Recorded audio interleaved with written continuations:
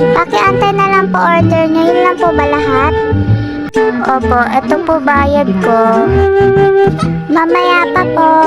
Ay, mamaya po ba? Sorry po. Order from Miss Rachel po, 75 pesos. Ayan na order natin, Rachel. Kunin mo na. Sarap naman ito, parang gusto ko pa. May pera ka? Wala.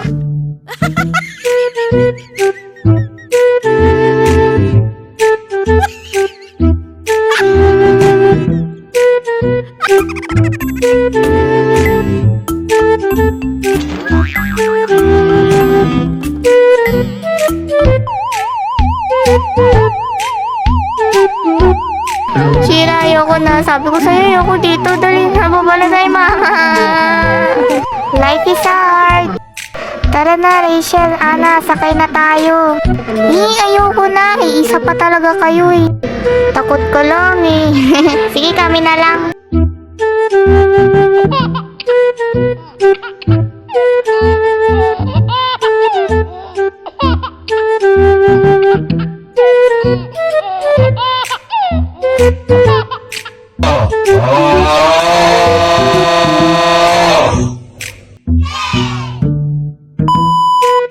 Bakit kaya ganun siya, no? Di ata siya lag ng mama niya.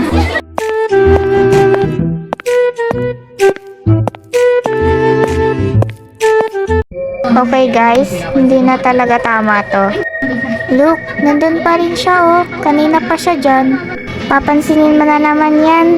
Baka kanina pa niya inaantay kasama niya. Inaantay? It's been 7 hours siyang nandyan. Simula nung papunta pa lang tayo sa park.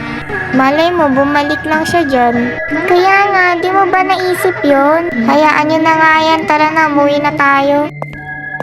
Gusto ko nang umuwi. Natatakot na ako. Di yan, huwag ka mag-alala. Masyado ka naman nagiging matatakoting pusa. Yan napapala ng mga judgmental na katulad mo, Rachel. Huwag na nga kayo mag-away.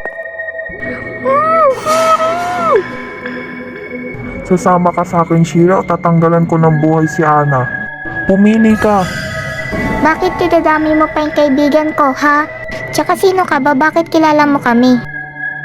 Kayo lang, di niya nga alam pangalan ko eh. Manahimik ka, Rachel. Sabi ko nga, bitawan mo nga si Ana. Kung hindi, sasapakin kita. Sinong tinatakot mo? Di ako natatakot sa'yo. Kung gusto mo bitawan ko kaibigan mo, sumama ka na sa akin. Ganyan na ba ako kaganda para pasamahin mo ko sa'yo? Sana all maganda. Oo, sobra. I'm fucking in love with you, Shira. Sige, sasama na ako sa'yo. Bitawan mo muna si Ana. Ha? Talaga? Ha? Hotdog! Ah,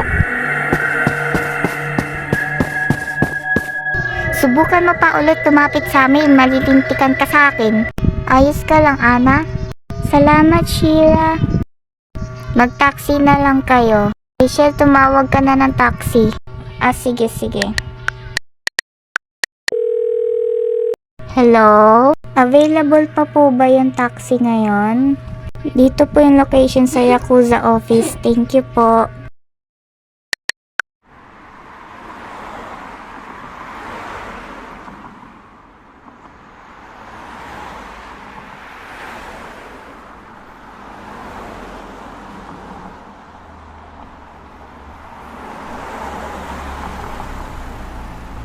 Ayan na pala yung taxi. Mag-iingat kayo ha. Salamat talaga, Shira. Oo, sige na. Mag-ingat kayo ha. Bye, Shira. Thank you. Bye, Shira.